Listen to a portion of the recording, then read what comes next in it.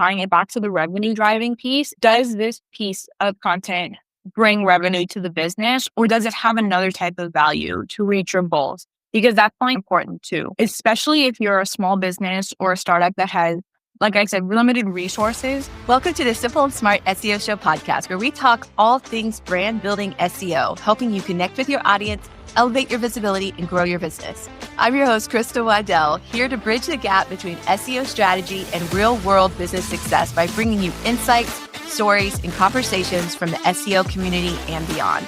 Whether you're an entrepreneur, marketer, or SEO enthusiast, this is your place to learn, share, and build a brand that stands out. So grab a coffee or your favorite tea, and let's dive into smarter SEO for your business. Welcome back to the Simple and Smart SEO Show podcast. I'm so excited to be here with Alyssa Corso, who is a Brighton SEO speaker and someone that I cross paths with again on LinkedIn. The streets of LinkedIn, they're so friendly. But Alyssa, you are an SEO consultant at your own company. So could you tell us a little bit about what you do? Yeah, absolutely. Thank you so much, Crystal, for having me on this show. Like Crystal said, I'm Alyssa Corso. I'm an SEO consultant at my own business. It's called Alyssa Corso LLC.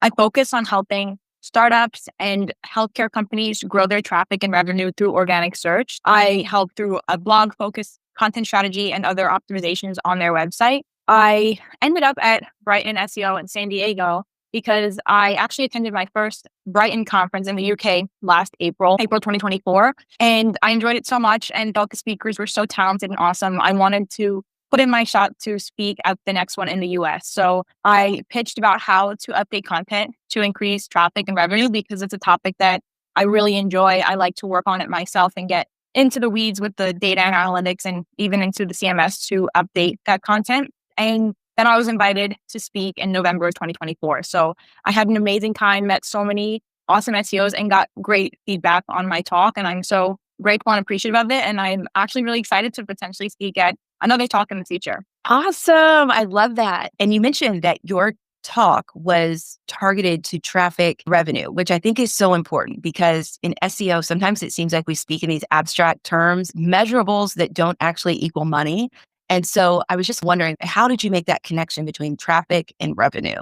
Yeah, absolutely. I totally agree. It's really important to have that connection to revenue in SEO. And the main reason, actually, how I connected it was to really focus on the keywords that drive the most revenue to the company. And that's what I really focused on toward the end of my talk, which was what are your money keywords? Like, what are the keywords that are driving revenue to your business? And oftentimes for a lot of companies, it's transactional type keywords, like people who are looking to make a purchase, but also keywords that are highly relevant to the company, which sometimes you don't really find those out until later on, right? Like you have to actually produce SEO content to see. So I talked a little bit about how you could find those keywords, which is through just engagement and to create posts and then update them to drive more traffic. And then ultimately the revenue flows in through that. So that's how I made that connection. And that's also how I went through it in my talk to identify those things. That is so interesting. And I think one thing that I can pull out of that immediately is that you just have to do it and then you learn through the doing.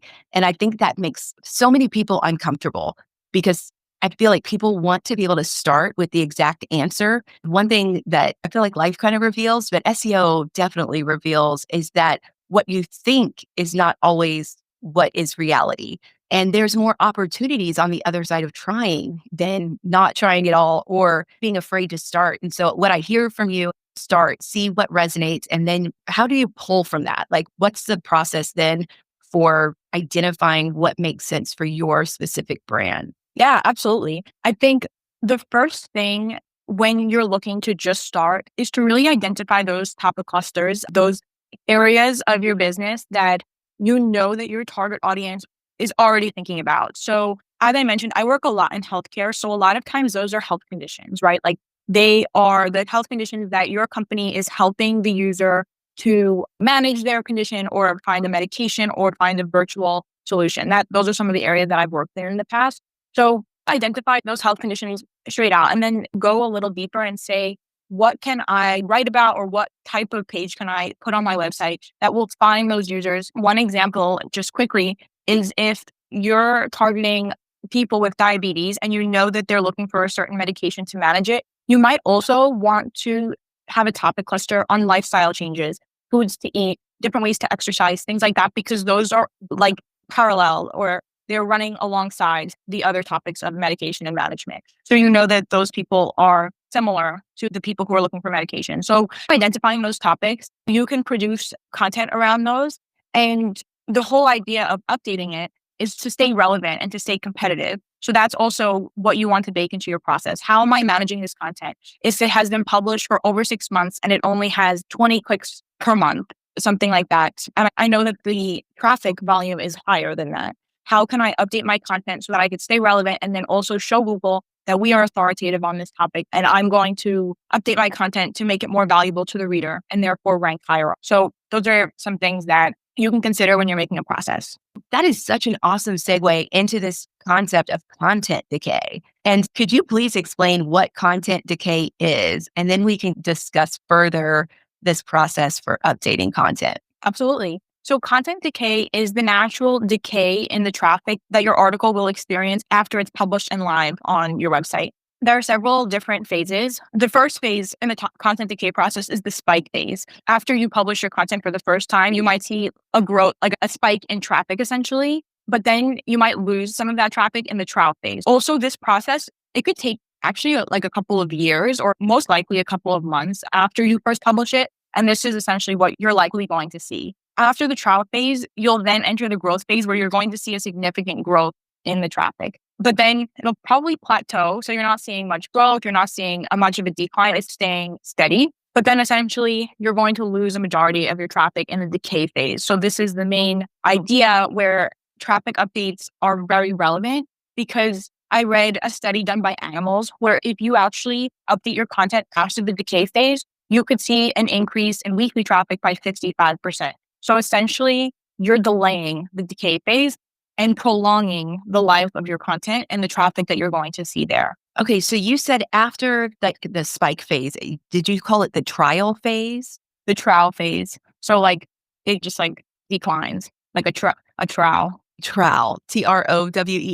TROUGH. Oh, okay. Gotcha. And I Googled to make sure I was like pronouncing it correctly, and it's a strange word. Yeah, no. Okay. So that makes sense, because I was like, what's the trial? What trial are we doing? Okay, perfect. I'll make sure that is like the captions match up with that. Yep. So how did you even become aware of this and become interested in it and realize like this is the process of how you should update your content? Yes. So it actually really stems from having a startup background, working with a small company that doesn't have much resources. So you don't necessarily have the budget to be pumping out new content all the time. You primarily want to make the most out of the content that you already produced. That's really where it comes from for me. But the way that I became aware of this is just researching. How do I properly update a piece of content so that I'm making the most out of the money that we already invested into it, and the resources, of course, time and other people that you're working with to produce this. So that's really where it stems from. And then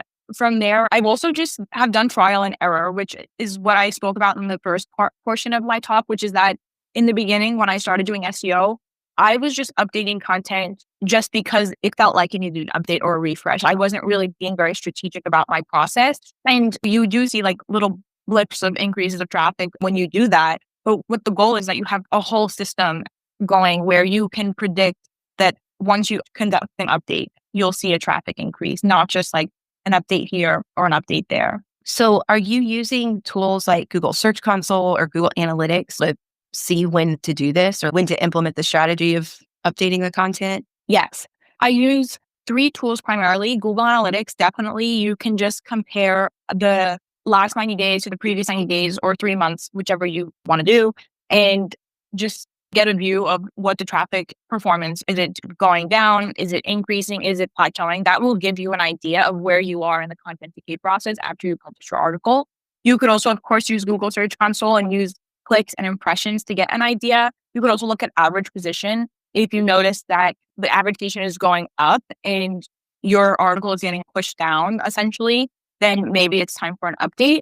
But I also like to use a tool called SEOGets because it takes the information from Google Search Console and makes it into a really nice, where you can clearly see your content that's decaying and content that's growing. And that's just a great way. That's just a great tool to visualize all of that as well. What was that tool called again? SEOGets.com. So I've always wondered how best to use the compare feature in, say, Google Search Console. So that's really great to see an actual use case. And you mentioned that the process can take anywhere from 6 months to a couple of years. How do you know which timeline to follow? Yeah, the way that I think when you conduct a content update, you don't necessarily have to make sure it's already decaying, right? Like ideally, you want to actually get ahead of it. So if you're noticing like slight traffic decline and then you put your keyword into Google and you notice that your competitors are actually like frequently updating the content, maybe every 6 months or even every 5 months, then that could be an indicator that you should update your content as well, because it would seem that Google is prioritizing the fresher content, especially if it's a YMYL niche. I can't emphasize that enough, because that means the content is impacting someone's life and there might be some new research or information that you should incorporate. If you aren't in a YMYL niche and maybe your competitors aren't really refreshing their content, then you might want to just look at the traffic patterns of the page and identify where you might be falling in the content decay process. So if you're actually noticing a plateau, then maybe that is actually where you're going to update,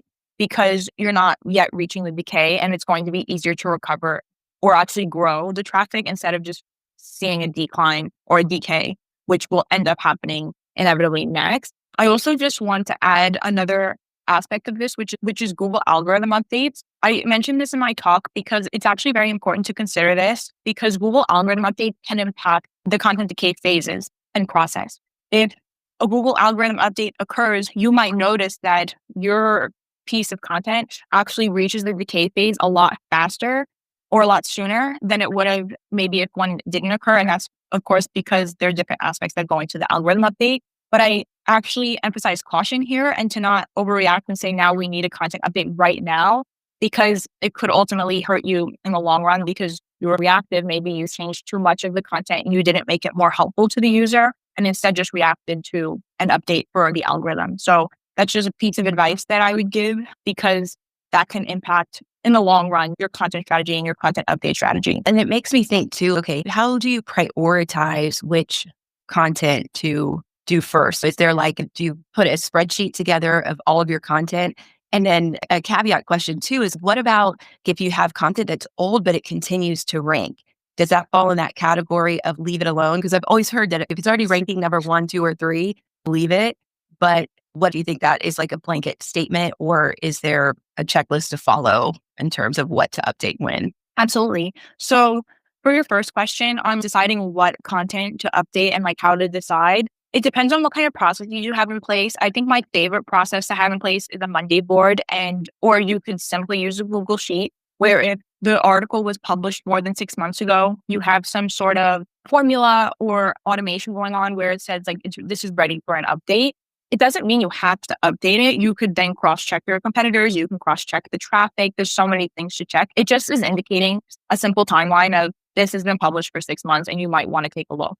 So that's one way to just identify. But another portion, just tying it back to the revenue driving piece, is that does this piece of content bring revenue to the business, or does it have another type of value to reach your goals? Because that's really important too, especially if you're a small business or a startup that has, like I said, limited resources. It might not be worth to bring an article out of the decay phase if it's not bringing revenue or any value to your business. So that's one area that I want to advise people on. Ask yourself, how does this impact my business and why am I updating it? How do you determine if it's bringing revenue? Do you set up a specific event in GA4, or how do you measure that? Yes. So to determine if the content is bringing in revenue, you could set up an event in GA4 for what you consider a conversion. You can also use tools like Amplitude or other conversion tracking tools. I like to use UTM links for this reason, so that you know where the conversion is coming from.